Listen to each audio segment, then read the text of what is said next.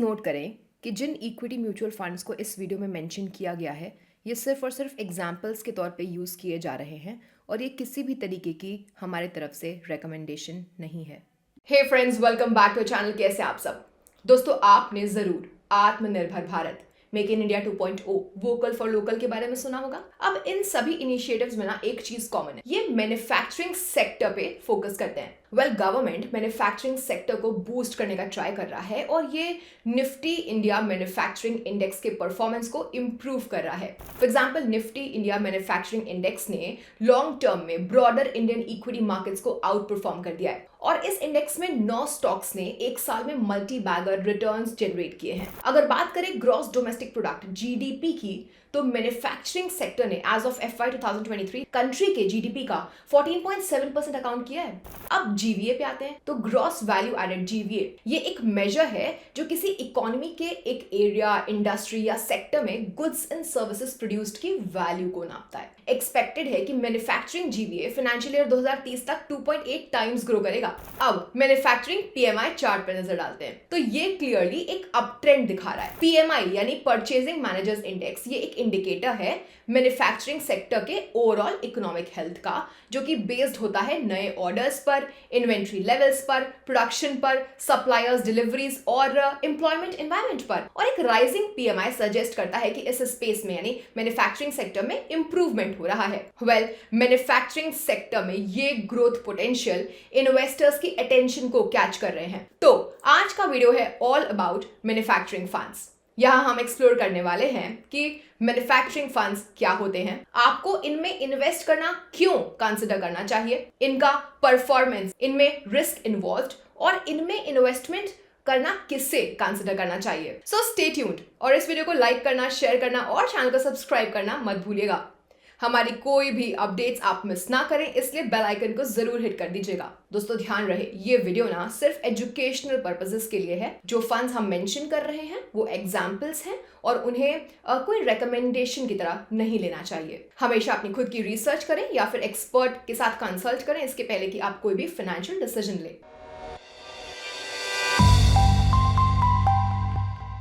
Manufacturing funds क्या होते हैं उसके पहले समझिए कि मैन्युफैक्चरिंग सेक्टर का एक्सपोजर 11 अलग अलग सेक्टर्स में है, जो कि 66 इंडस्ट्रीज को कवर करता है। ऑटोमोबाइल से लेकर के डिफेंस तक ये सभी इंडस्ट्रीज, जैसे कि हम इस चार्ट में देख रहे हैं, ये मैन्युफैक्चरिंग सेक्टर के अंडर आता है। मैन्युफैक्चरिंग फंड्स क्या होते हैं? ये एक टाइप के थीमैटिक फंड्स होते हैं। म्यूचुअल फंड्स या स्कीम होते हैं जो किसी स्पेसिफिक इन्वेस्टमेंट थीम पे फोकस करते हैं, ग्रोथ अपॉर्चुनिटीज को कैपिटलाइज करने के लिए और इन्वेस्टर्स के लिए रिटर्न्स जनरेट करने के लिए। सेबी मैंडेट करता है कि थीमैटिक फंड्स के लिए एटलीस्ट 80% टोटल एसेट्स का किसी स्पेसिफिक सेक्टर या फिर थीम के इक्विटी या इक्विटी रिलेटेड इंस्ट्रूमेंट्स में इन्वेस्ट किया जाना चाहिए। तो यहाँ मैन्युफैक्चरिंग फंड्स के लिए है मैन्युफैक्चरिंग सेक्टर या फिर थीम। तो जैसे कि नाम ही सजेस्ट करता है दोस्तों, manufacturing funds specifically manufacturing sectors में इन्वेस्ट करते हैं और ये एम करते हैं इस एरिया की ग्रोथ को लेवरेज कर पाने का। तो अब जब आपको समझ में आ गया होगा कि मैन्युफैक्चरिंग फंड्स क्या होते हैं, मे बी आप सोच रहे होंगे कि क्या ये इन्वेस्ट करने के लिए वर्थ इट है। आइए इसे नेक्स्ट एक्सप्लोर किया जाए। समझते हैं कि why invest in manufacturing theme. दोस्तों इस सवाल का जवाब देने के पहले आइए समझते हैं कि भारत में मैन्युफैक्चरिंग सेक्टर क्यों अगले कुछ सालों में ग्रो हो सकता है। इकोनॉमिक सर्वे के अकॉर्डिंग 3 की एलिमेंट्स इंडिया को मैन्युफैक्चरिंग स्पेस में एक यूनिक अपॉर्चुनिटी ग्रैब कर पाने में मदद करते हैं। वो है स्ट्रॉन्ग डोमेस्टिक मार्केट, गवर्नमेंट अपने इनिशिएटिव्स और पॉलिसीज के थ्रू मैन्युफैक्चरिंग स्पेस को पुश दे रही है, और लास्ट डेमोग्राफिक एडवांटेज। चलिए अब सभी फैक्टर्स को वन बाय वन डिस्कस कर लेते हैं। तो पहला है डोमेस्टिक डिमांड्स। इस चार्ट को देखते हैं, ये दिखाता है कि 2013 और 2023 में इंडिया का शेयर और रैंक क्या है वर्ल्ड डिमांड में, एक्सक्लूड करते हुए चाइना को, कई सारे कंज्यूमर प्रोडक्ट्स के लिए, जैसे कि स्मार्टफोन्स, कार्स, रूम एसीज। तो आप यहाँ पे क्लियरली देख सकते हैं कि कैसे demand across all the products बढ़ गई है। स्मार्टफोन के लिए इंडिया का मार्केट शेयर बढ़ गया है 4% से 12%। सिमिलरली कार्स के लिए इंडिया का मार्केट शेयर ऊपर चला गया है 7% से 11%। और वॉल्यूम सोल्ड बढ़ गई है 3.5 मिलियन यूनिट से 4.78 मिलियन यूनिट्स तक। और जो रैंक है वो इंप्रूव होकर के 6th से 3rd पर आ गई है और एक्सपेक्टेड है कि फ्यूचर में ये ट्रेंड कंटिन्यू करेगा। इनफैक्ट इंडिया की पर कैपिटा इनकम एक्सपेक्टेड है कि डबल हो जाएगी। एज ऑफ FY19 इंडिया की पर कैपिटल इनकम थी थी 2037 यूएस डॉलर्स। हालांकि FY30 तक एक्सपेक्टेड है कि ये रीच कर जाएगी 4700 यूएस डॉलर्स एट 7.84% CAGR। और एक्सपेक्टेड है कि ये फ्यूचर ग्रोथ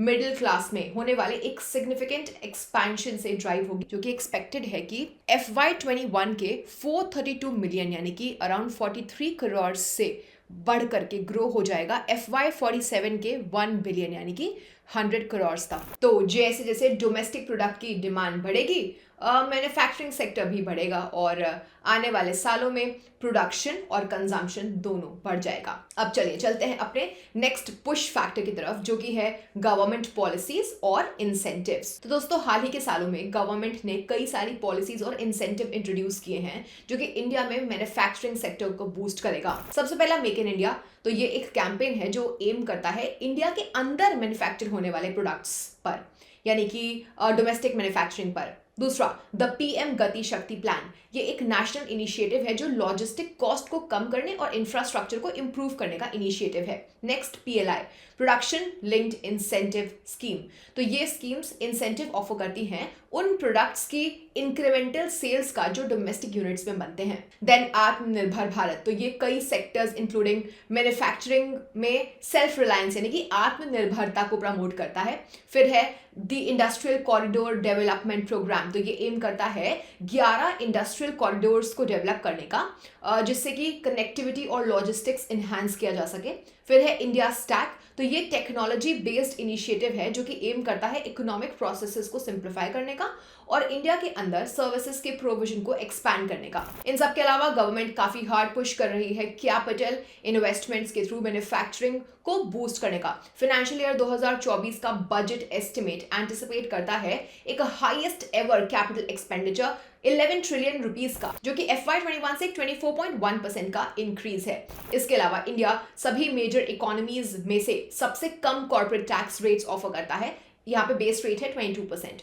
तो गवर्नमेंट से आ रहा एक कांस्टेंट पुश ना एक रीजन हो सकता है कि क्यों इंडिया एक अगला मैन्युफैक्चरिंग हब बन सकता है। तो अब चलते हैं अपने नेक्स्ट पुश फैक्टर की तरफ, जो कि है डेमोग्राफिक एडवांटेज। दोस्तों, सबसे पहले हमें समझना पड़ेगा कि इंडिया का मैन्युफैक्चरिंग सेक्टर ग्लोबली बहुत रेलेवेंट बनता जा रहा है। ऐसा इसलिए क्योंकि ग्लोबल मर्चेंडाइज एक्सपोर्ट्स में यानी कि शिपिंग के थ्रू एक्सपोर्ट्स में इंडिया का शेयर एक्सपेक्टेड है टू इंक्रीज फ्रॉम 1.8% टू 3.5% 2031 तक, जो कि पर ईयर अबाउट 11% का ग्रोथ रेट दिखाता है। और क्योंकि बहुत सारी ग्लोबल कंपनीज अपने मैन्युफैक्चरिंग लोकेशंस को डाइवर्सिफाई करने का ढूंढ रही हैं, इंडिया उनका एक फेवरेट ऑल्टरनेटिव बन गया है और इससे फायदा मिल रहा है, जिसे चाइना +1 स्ट्रैटेजी कहते हैं। तो चाइना +1, जिसे सिंपली +1 या C+1 से भी जाना जाता है, ये एक बिजनेस स्ट्रैटेजी है जिसमें सिर्फ चाइना में ही इन्वेस्ट करना अवॉइड किया जाता है और बिजनेस को दूसरी कंट्रीज में डाइवर्सिफाई करते हैं। अब आप इस चार्ट पर नजर डालिए,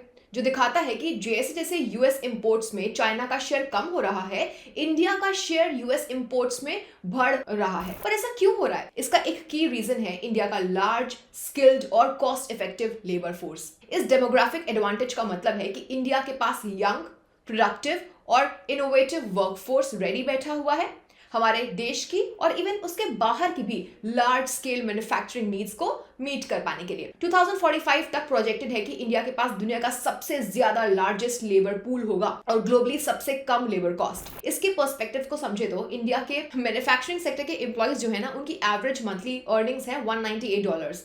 कंपेयर करें यूएस से तो वहां पे है $5058। तो ये फैक्टर्स इंडिया को वर्ल्ड के पोटेंशियल फैक्ट्री में पोजीशन कर देते हैं और इंटरनेशनल मैन्युफैक्चरिंग इन्वेस्टमेंट्स के लिए इंडिया एक अट्रैक्टिव हब बनता जा रहा है। तो हाँ, क्लियर है कि इंडिया के पास अपॉर्चुनिटी भी है, कैपेबिलिटी भी है और एक फेवरेबल एनवायरनमेंट भी मैन्युफैक्चरिंग सेक्टर को बूस्ट करने का, जो कि इसे इन्वेस्टमेंट के लिए काफी अपीलिंग एरिया बना देता है। तो अब बात करते हैं उन फंड्स के बारे में जो कि मैन्युफैक्चरिंग थीम में इन्वेस्ट करते हैं। इन्हें कहते हैं मैन्युफैक्चरिंग फंड्स। करेंटली 7 फंड्स हैं जो कि मैन्युफैक्चरिंग थीम पर फोकस कर रहे हैं। इन फंड्स में शामिल हैं 2 रिसेंट न्यू फंड ऑफर्स यानी कि NFOs, जैसे कि आप देख सकते हैं कैनरा रोबेको मैन्युफैक्चरिंग फंड जो कि लॉन्च हुआ था फरवरी 2024 में, और HDFC मैन्युफैक्चरिंग फंड जो कि लॉन्च हुआ था 26 अप्रैल 2024 को। अब ये है मैन्युफैक्चरिंग फंड्स का historical performance. Bank of India manufacturing and infrastructure fund, direct plan growth, can't manufacturing fund, direct plan growth etcetera. So friends, ये था मैन्युफैक्चरिंग फंड्स की परफॉर्मेंस के बारे में। क्या मैन्युफैक्चरिंग फंड्स में इन्वेस्ट करते वक्त कुछ रिस्क भी शामिल है? आइए फाइंड आउट करते हैं। तो समझते हैं कि मैन्युफैक्चरिंग फंड्स में इन्वेस्ट करने के आखिर रिस्क क्या क्या है। देखिए, पहला है ना कॉन्सेंट्रेशन रिस्क। तो मैन्युफैक्चरिंग फंड टिपिकली एक स्पेसिफिक थीम या फिर सेक्टर में इन्वेस्ट करते हैं जो कि है मैन्युफैक्चरिंग थीम। इस कॉन्सेंट्रेशन की वजह से ना बहुत ज्यादा वोलेटिलिटी हो जाती है अगर कंपेयर करें दूसरे डाइवर्सिफाइड इक्विटी फंड से। तो अगर मैन्युफैक्चरिंग सेक्टर एक डाउनटर्न फेस करता है तो फंड का परफॉर्मेंस काफी सिग्निफिकेंटली कम हो सकता है। दूसरा रिस्क है मैन्युफैक्चरिंग सेक्टर की साइक्लिकलिटी। तो मैन्युफैक्चरिंग कंपनीज का परफॉर्मेंस काफी ज्यादा इन्फ्लुएंस होता है मैक्रो इकोनॉमिक फैक्टर्स से, जैसे कि इकोनॉमी का इंटरेस्ट रेट क्या है, इन्फ्लेशन और करेंसी फ्लक्चुएशंस। ये कंपनीज बहुत ज्यादा साइक्लिकल हो सकती हैं, जिसका मतलब है कि ये इकोनॉमिक बूम्स के दौरान अच्छा परफॉर्म कर सकती हैं और रिसेशंस के दौरान अंडर परफॉर्म। इस साइक्लिकलिटी की वजह से मैन्युफैक्चरिंग फंड्स के परफॉर्मेंस में हाई वोलेटिलिटी के पीरियड हो सकते हैं। अब मैन्युफैक्चरिंग का एक लिमिटेड ट्रैक रिकॉर्ड है, जैसे कि हमने पहले डिस्कस किया। सिर्फ 7 फंड्स ही अवेलेबल हैं जो कि मैन्युफैक्चरिंग इन्वेस्टमेंट थीम में यानी कि मैन्युफैक्चरिंग फंड्स हैं। तो मैन्युफैक्चरिंग थीम पे फोकस्ड बहुत सारे फंड्स का एक लंबा ट्रैक रिकॉर्ड शायद नहीं है और इस वजह से इनकी पोटेंशियल परफॉर्मेंस को एसेस करने में एक चैलेंज होता है। अब आइए चलते हैं अपने अगले सवाल की तरफ और समझते हैं कि आखिर मैन्युफैक्चरिंग फंड्स में कौन इन्वेस्ट कर सकता है। मैन्युफैक्चरिंग फंड्स में इन्वेस्ट करना सभी के लिए नहीं होता। इंपॉर्टेंट है ये समझना कि ये फंड्स किसके लिए सूटेबल है, यानी कि आपका रिस्क टॉलरेंस क्या है। Number 1, manufacturing funds seasoned investors के लिए बेस्ट सूटेड हैं जो मैन्युफैक्चरिंग स्पेस को समझ सकते हो। नंबर 2, एक्सपर्ट सजेस्ट करते हैं कि ये फंड्स को तभी कंसिडर किया जाना चाहिए जब आपके पास एक डाइवर्सिफाइड म्यूचुअल फंड पोर्टफोलियो हो एंड दैट टू इसे आपके सैटेलाइट पोर्टफोलियो का पार्ट होना चाहिए। तो सैटेलाइट पोर्टफोलियो में टारगेटेड हाई रिस्क इन्वेस्टमेंट्स होते हैं जिनका हाई रिटर्न जनरेट करने का पोटेंशियल होता है। उसका एम होता है मार्केट अपॉर्चुनिटीज को कैपिटलाइज करना और ओवरऑल पोर्टफोलियो परफॉर्मेंस को इंप्रूव करता है। बेसिकली आपके म्यूचुअल फंड पोर्टफोलियो का बहुत ही स्मॉल पोर्शन उसमें होना चाहिए। Next, number 3, manufacturing sector economic cycle के वजह से काफी सिग्निफिकेंट अप्स एंड डाउन से गो थ्रू कर सकता है। तो एक लॉन्ग टर्म इन्वेस्टमेंट होराइजन होने से इन्वेस्टर्स को ये फ्लक्चुएशंस राइड आउट करने में मदद मिल जाती है। फाइनेंशियल एडवाइजर्स रेकमेंड करते हैं कि अगर आप एटलीस्ट 5 to 7 ईयर्स के लिए इसमें इन्वेस्टेड हैं तो आप इन्वेस्टमेंट के साथ जो रिस्क जुड़ा हुआ है उसको इफेक्टिवली मिटिगेट यानी कि कम कर सकते हैं। ऑल्सो बुद्धिमानी होगी कि आप इन फंड्स में एलोकेशन को लिमिट करें अपने रिस्क एक्सपोजर को इफेक्टिवली मैनेज करने के लिए। अपने इक्विटी फंड पोर्टफोलियो का 10% से ज्यादा इसमें ना रखें। तो फ्रेंड्स, अब हम वीडियो के एंड पे आ चुके हैं। इसमें इन्वेस्ट करने से पहले बहुत जरूरी है कि इवैल्यूएट करें मैन्युफैक्चरिंग फंड्स के हिस्टोरिकल परफॉर्मेंस को, उससे जुड़े हुए रिस्क को समझना और फैक्टर्स जैसे कि एक्सपेंस रेशियो को ध्यान में लेना चाहिए। ध्यान रहे कि ये वीडियो सिर्फ और सिर्फ एजुकेशनल पर्पसेस के लिए है और इसे कोई इन्वेस्टमेंट एडवाइस के तौर पे ना लें। हमेशा अपनी खुद की रिसर्च कर लें और किसी एक्सपर्ट से कंसल्टिंग जरूर लें अपने स्पेसिफिक नीड्स को मीट करने के लिए। आखिर आपके इन फंड्स के ऊपर क्या थॉट्स हैं? क्या आपने मैन्युफैक्चरिंग फंड्स में इन्वेस्ट किया है? हमें कमेंट्स में बताइए। और इसके पहले कि हम वीडियो को रैप अप करें, अगर आपको ये वीडियो हेल्पफुल लगा है तो please don't forget to like, share and subscribe. Updated रहने के लिए बेल आइकन पर क्लिक जरूर कर दें। Thank you for watching. हम आपसे अगले वीडियो में मिलेंगे।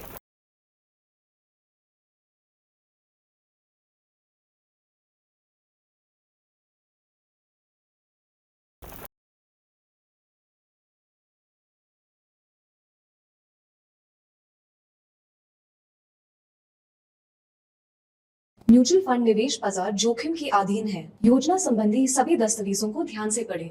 Mutual fund investments are subject to market risks. Read all scheme related documents carefully.